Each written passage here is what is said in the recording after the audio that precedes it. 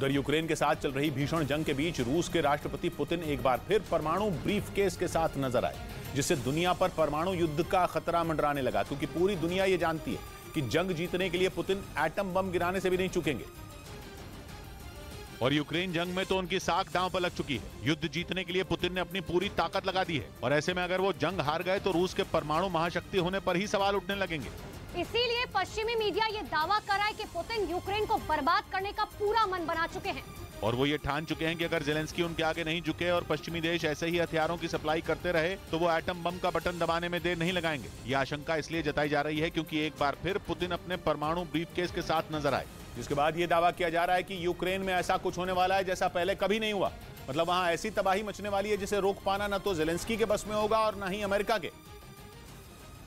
और इसीलिए पश्चिमी मीडिया यह दावा कर रहा है कि जंग हारने की नौबत आने से पहले ही पुतिन इस परमाणु ब्रीफकेस में मौजूद एटम बम का बटन दबा देंगे। पिछले साल पुतिन कई बार इस परमाणु ब्रीफकेस के साथ नजर आ चुके हैं, लेकिन इस साल ये पहला मौका है जब वो अपने इस खतरनाक ब्रीफकेस के साथ देखे गए। पश्चिमी मीडिया की एक रिपोर्ट के मुताबिक पुतिन स्टालिनग्राद में जर्मनी पर मिली जीत की 80वीं वर्षगांठ पर पहुंचे थे और इस दौरान उनके साथ मौजूद 2 सुरक्षाकर्मी काले रंग के ब्रीफकेस लिए नजर आए। एक सुरक्षाकर्मी वहां से आगे की तरफ बढ़ गया जबकि दूसरा पुतिन से थोड़ी दूरी पर ही खड़ा रहा।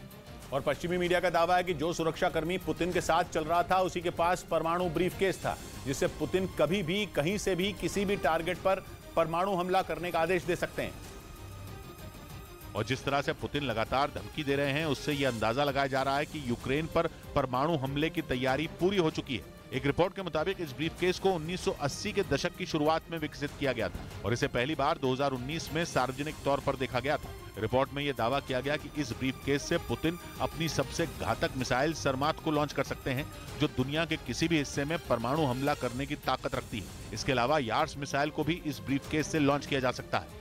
इधर सूत्रों के मुताबिक दिल्ली के कंजावला केस में अंजलि की विसरा रिपोर्ट में उसके नशे में होने की पुष्टि हुई। यह हादसा 31 दिसंबर की रात को हुआ था, जिसमें घसीटे जाने की वजह से अंजलि की मौत हो गई थी। सूत्रों के मुताबिक अंजलि की विसरा रिपोर्ट पिछले हफ्ते दिल्ली पुलिस को सौंपी गई, जिसमें उसके नशे में होने का जिक्र है। उसकी दोस्त निधि ने भी शराब के नशे में स्कूटर चलाने का दावा किया था। हालांकि अंजलि के परिवार ने बाद में इस दावे को खारिज कर दिया था।